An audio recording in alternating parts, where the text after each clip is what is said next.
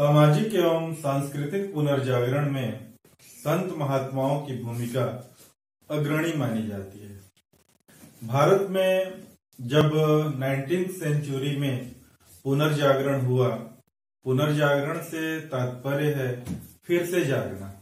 ये French word Renaissance का अनुवाद कहा जा सकता है। भारत में जब 19वीं सेंचुरी में पुनर्जागरण हुआ, उसमें राजा राम मोहन राय ने ब्रह्म समाज के माध्यम से, स्वामी दयानंद सरस्वती ने आर्य समाज के माध्यम से, और इसी तरह रामकृष्ण मिशन के माध्यम से विश्वामी विवेकानंद ने, तो दूसरी ओर महादेव गोविंद रानाडे ने, अन्य बहुत सारे विचारकों के नाम हमारे समक्ष आते हैं। समाज में, संस्कृति में जब हम सुधार की गुंजाइश देखते हैं और प्राचीन इतिहास का अवलोकन करते हैं, तब विश्व स्तर पर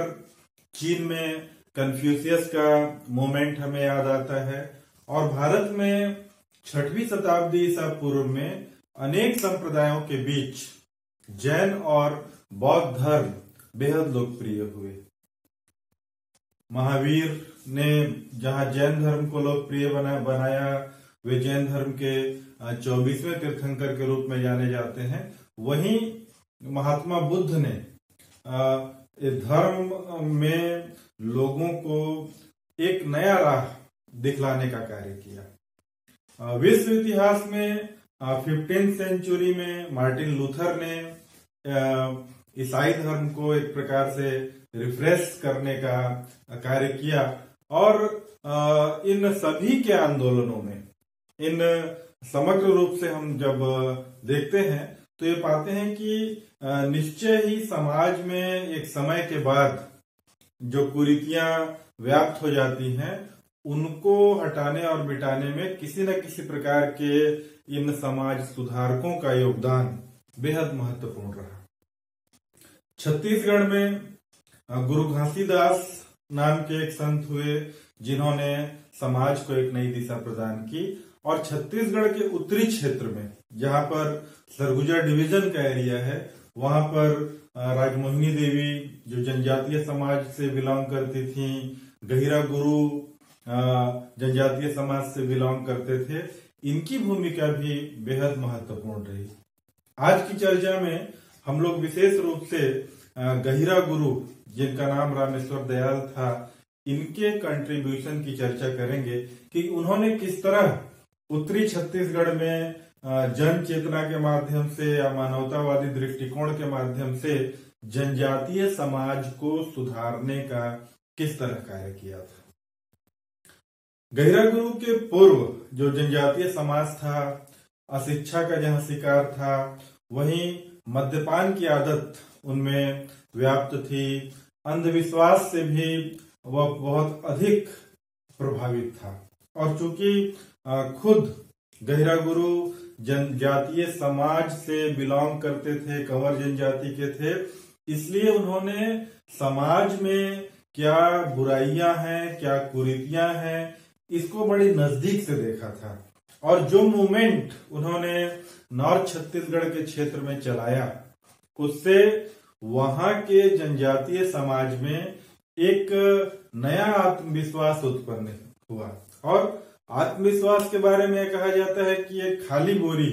कभी खड़ी नहीं हो सकती, लेकिन जब उसमें सामान भर देते हैं हम, तो बोरी खड़ी हो सकती है। वैसा ही आत्मविश्वास होता है। आदमी अपने आप को निसहाय महसूस करता है, कमजोर महसूस करता है, गिरा हुआ महसूस करता है, लेकिन जब उसमें आत्मविश्वास हो जाता है तो वह सिर उठाकर, नजर से नजर मिलाकर बात करने की भी क्षमता अपने आप में रखता है। रामेश्वर दयाल गहिरा गुरु ने आध्यात्मिकता के माध्यम से चिंतन को एक नया स्वरूप प्रदान किया, और इसका आधार उन्होंने रामचरितमानस को बनाया। रामचरित के सार तत्व को उन्होंने जीवन का मूल मंत्र बनाया, और इसी के मद्देनजर 1943 में भारत की स्वाधीनता से पूर्व इस जनजातीय बहुल अंचल में उन्होंने सनातन धर्म समाज की स्थापना की और इसके माध्यम से उन्होंने जनता को चिंतन और सेवा भाव का एक नया मार्ग दिखलाया। अहिंसा का मार्ग, सत्याचरण का मार्ग और अध्यात्म के माध्यम से बदलाव लाने का उन्होंने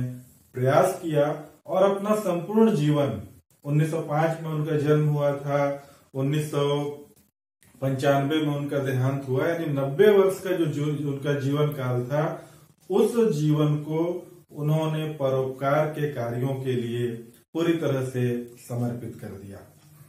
जनजातीय समाज में शिक्षा के क्षेत्र में, स्वास्थ्य के क्षेत्र में और सफाई के क्षेत्र में, स्वच्छता के क्षेत्र में उन्होंने जन जागृति लाने का कार्य किया और आज इनके क्षेत्र में संस्कृत भाषा के विकास के मद्देनजर विद्यालय स्थापित किए गए हैं, महाविद्यालय स्थापित किए गए हैं और जिनका सुचारू संचालन इस क्षेत्र में किया जा रहा है। तो उन्होंने जनजातीय समाज की चूंकि कुरीतियों को बड़े करीब से देखा था और उन कुरीतियों को समाप्त करने के लिए रामचरित मानस के पद्यों के साथ गीत और नृत्य के माध्यम से, क्योंकि जो इलिटरेट लोग हैं उन पर प्रचार प्रसार का माध्यम गीत संगीत ही हो सकता है। गीत और संगीत के माध्यम से उन्होंने भजन करके, मृदंग बजा के गांव गांव भ्रमण किया। जिस तरह कीर्तन के जनक चैतन्य महाप्रभु प्रचार करते थे, वैसा ही प्रचार गहिरा गुरु ने इस जनजातीय बहुल क्षेत्र में किया और गांव गांव में एक आध्यात्मिक वातावरण को निर्मित करने का उन्होंने कार्य किया और जो जनजातीय समाज मुख्य धारा से दूर था, उनके जीवन स्तर में उन्होंने सुधार लाने का कार्य किया। उन्होंने लोगों को बताया कि प्रतिदिन स्नान करो, स्वच्छ वस्त्र पहनो, शिक्षा प्राप्त करो और जो इस आदिवासी बहुल अंचल में राट वन का क्षेत्र था, उसको इन्होंने साधना स्थली के रूप में तब्दील करने का कार्य किया और आज के समय में उसे कैलाश गुफा के नाम से जाना जाता है और विभिन्न क्षेत्रों से पर्यटक उस क्षेत्र पे में जाते हैं और उनकी जो साधना स्थली है उनका दर्शन लाभ लेते हैं। उन्होंने जनजातीय समाज में जो धर्मांतरण हो रहे थे उसको भी रोकने का कार्य किया और अपने धर्म को प्रबल या मजबूत बनाने का उन्होंने कार्य किया। सत्य, शांति, दया और धर्म के पालन करने की उन्होंने शिक्षा दी और समाज को एक प्रगतिशील दिशा दिखाने का उन्होंने कार्य किया। धर्म में जो आडंबर थे या कर्मकांड अनावश्यक थे, उसका उन्होंने त्याग करने की बात कही और उनके इस सद प्रयास से एक नए युग का प्रादुर्भाव छत्तीसगढ़ के उत्तरी क्षेत्र के जनजातीय बहुल अंचल में देखने को मिला। जो उनके फॉलोअर थे वे अपने घर को स्वच्छ रखते थे, आंगन में तुलसी का पौधा लगाते थे, अपने घर में श्वेत ध्वज वे लगाया करते थे, शाम को दीपक, संध्या दीपक वे जलाया करते थे, सूर्योदय के बाद जल अर्पण किया करते थे, गाय और ब्राह्मण की सेवा किया करते थे और उनके जीवन में एक बहुत बड़ा आध्यात्मिक बदलाव जन साधारण में हमें देखने को मिला। गहिरा गुरु के उल्लेखनीय कार्यों के मद्देनजर मध्य प्रदेश बिरसा मुंडा आदिवासी सेवा पुरस्कार से उन्हें सम्मानित किया गया। इसके अतिरिक्त इंदिरा गांधी राष्ट्रीय समाज सेवा पुरस्कार भी